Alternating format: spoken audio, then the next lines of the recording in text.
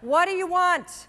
Do you want to lose weight? Do you want to triple your income? Do you want to start a nonprofit? Do you want to find love? What is it? Get it right here. You know what it is. Don't analyze it to death. Just pick something. That's part of the problem. You won't pick. So we're going to be talking about how you get what you want. And frankly, getting what you want is simple. But notice I didn't say it was easy. It's very simple. In fact, if you think about it, we live in the most amazing moment in time. So that thing that you have up here, whatever it may be, you want to use healthy eating to cure your diabetes, you want to figure out how to take care of the elders and start a new hospice center, you want to move to Africa and build a school, guess what? You could walk into a bookstore right now and buy at least 10 books written by credentialed experts on how the hell you do it. You could Google it, and you could probably find at least, 1,000 blogs documenting the step-by-step transformation that somebody else is already doing. You can find anybody online and cyberstalk them. You can just walk in their footsteps and let them, just use the science of drafting. Follow what everyone else has done, because somebody else is already doing it. So why don't you have what you want? When you have all the information that you need, you have the contacts that you need, there are probably free tools online that allow you to start a business or join a group or do whatever the heck you want. It all comes down to one word.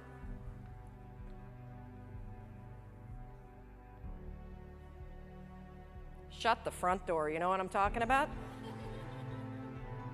The F-bomb. It's everywhere. You hear it all the time, and I honestly don't understand what the appeal is of the word. I mean, you don't sound smart when you say it. And it's really not expressing how you really feel. It's sort of a cheap, shot to take. And of course, I'm talking about the word fine. How you doing? Oh, I'm fine. Oh, really? You are? Dragging around those extra 40 pounds? You're fine? Feeling like roommates with your spouse? You're fine? I don't think so. But see, here's the deal with saying that you're fine. It's actually genius. Because if you're fine, you don't have to do anything about it. But when you think about this word fine, it just makes me so angry. I mean, here we are at a conference about being alive, and you're going to describe the experience of being alive as fine? What a flimsy and feeble word. If you're crappy, say you're crappy. If you're amazing, say you're amazing. Tell the truth. And this not only goes for the social construct, I don't want to burden you with the fact that I hate my life, or, hey, I'm amazing, but that would make you feel terrible. The bigger issue with fine is that you say it to yourself. That thing that you want, I guarantee you, you've convinced yourself that you're fine not having it. That's why you're not pushing yourself. It's the areas in your life where you've given up, where you've said, oh, I'm fine. My mom's never going to change, so I just can't have that conversation. I'm fine. We got to wait until the kids graduate before we get divorced, so we'll just sleep in separate bedrooms. I'm fine. I lost my job. I can barely pay my bills, but whatever. It's hard to get a job.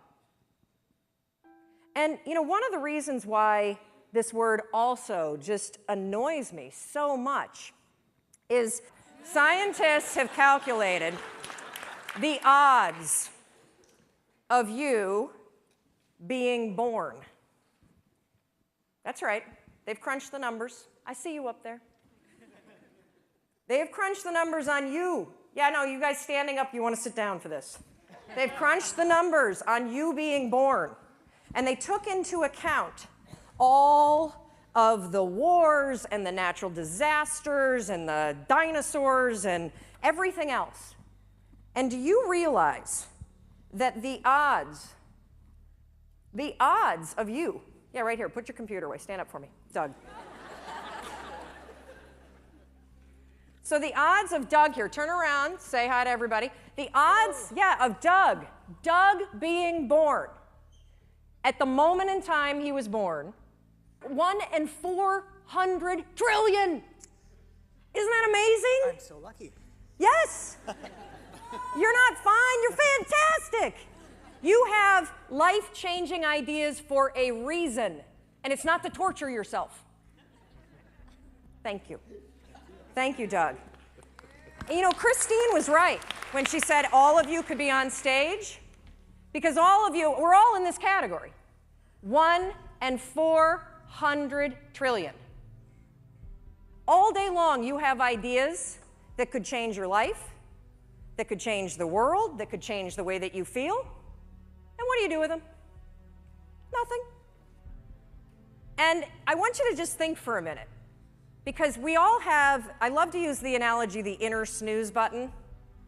You have these amazing ideas that bubble up, right? You've been watching people all day, and I guarantee you, like, you know, ping pong balls, boom, boom, boom, boom, boom, boom, boom. You've got an idea, oh, I should do this, I should do that. And every time you have an idea, what do? Boop, hit the snooze. What's the first decision you made this morning? I bet it was to go back to bed.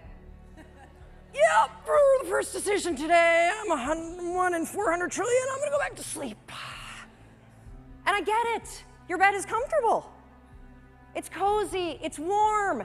If you're lucky, you've got, you know, like somebody that you love next to you, or in my case, I've got my husband and my 2 kids and possibly the dog. And the reason why I'm bringing up this first decision that you made today and the inner snooze alarm is because in any area of your life that you want to change, there's one fact that you need to know. Just one. You're never going to feel like it. Ever. No one's coming. Motivation isn't happening. You're never going to feel like it. Scientists call it activation energy. That's what they call the force required to get you to change from what you're doing on autopilot to do something new. So try this test tomorrow. Tomorrow morning, set your alarm for 30 minutes earlier. And then when it goes off, take those sheets, throw them off, and stand up and start your day. No snooze, no delay, no I'll just wait here for 5 seconds because Mel's not standing here. Do it. And the reason why I want you to do it is because you will come face to face with the physical, and I mean physical, force that's required to change your behavior. Do you think that somebody who needs to lose weight ever feels like going on a diet? Of course not. Do you think they ever feel like eating boiled chicken and peas instead of a croissant? I don't think so. The activation energy required to get your ass away from your computer and out your front door to go on the walk you said that you were going to go on is the exact same amount of force that it takes you to push yourself out of a warm bed and into a cold room. What's interesting about being an adult is that when you become 18, nobody tells you that it's now going to be your job to parent yourself. And by parent yourself, I mean it's your job to make yourself do the crap you don't want to do so you can be everything that you're supposed to be. And you're so damn busy waiting to feel like it. And you're never going to. My son never feels like getting off his DS. That's my job. Get off the damn DS. As parents, and you were a kid, your parents make you do the things you don't feel like doing because you won't. Ever. Not now, not then, not ever. And even when you get good at something, you'll figure out something else you don't want to do. And then you'll plateau out and you'll get bored and you're like, I hate this job, it's boring. But will you look for a new one? No. It's very, very simple to get what you want, but it's not easy.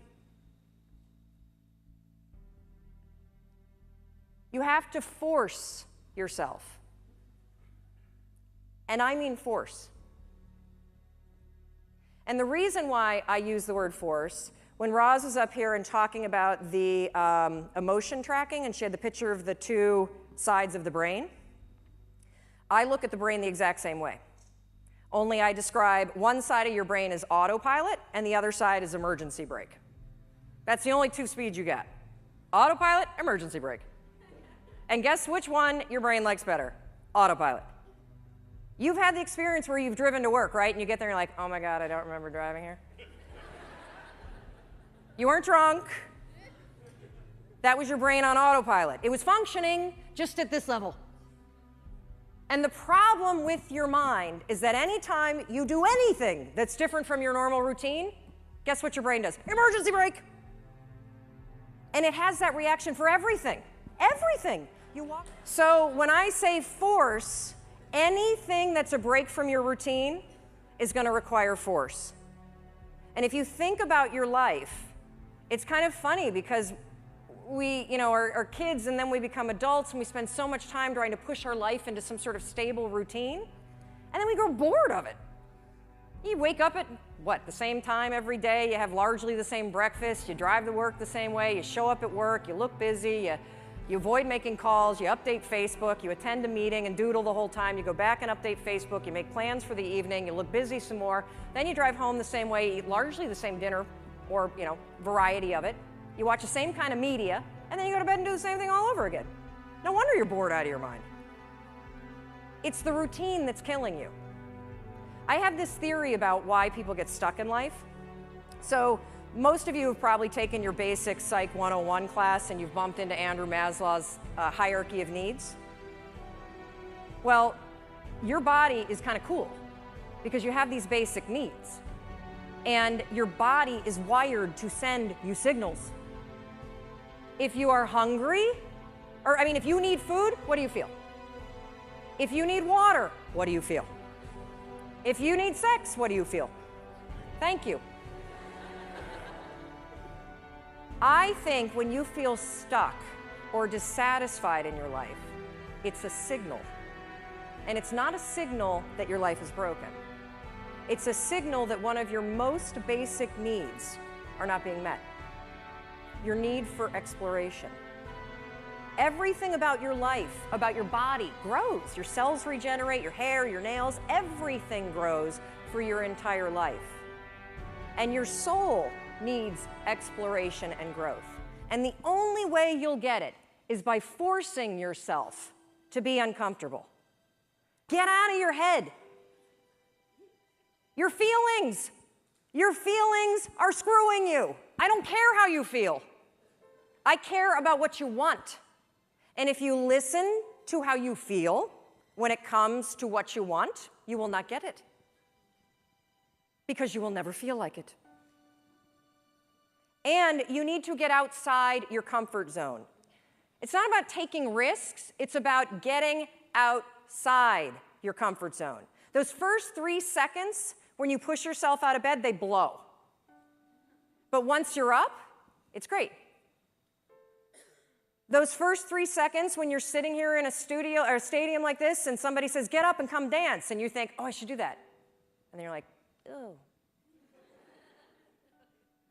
That experience that you had where you had the impulse to do it, and then you didn't do the activation energy required to force yourself, your emergency brake got pulled. I'm sitting right here. I'm not going up with those crazy people. I don't like to dance. Well, what happened for me is I came up and I bumped into Rachel, and then we started talking, and next thing you know, she's tweeting. And we're friends, and boom, get outside. That's where the magic is. That's where the 1 in 400 trillion exists.